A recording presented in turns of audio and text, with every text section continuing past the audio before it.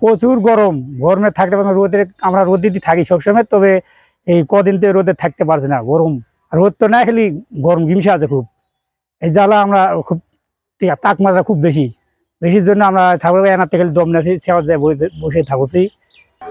গরম তো খুবই পড়ে গেছে, কাম কাজ করতে খুব সমস্যা হচ্ছে। মানে তাপমাত্রা খুব এতই বেশি, গা পা ঘামে যাচ্ছে, রোদে থাকা যাচ্ছে না। গরম প্রচুর গরম, গরমের জন্য লোকজন নাই, কিছু নাই, সমাজ বসা আছে। হ্যাঁ, এই গরমের মধ্যে লোকজন বাড়াচ্ছে না বাইরে থেকে।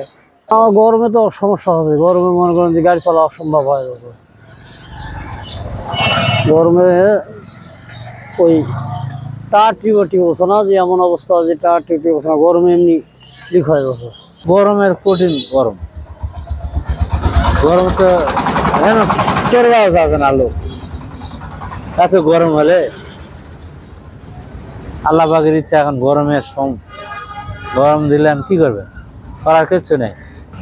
এখন আবহাওয়া না, বাতাস বুতাস হলে ঠান্ডা হলে না, তাও কাজ কাম হবে।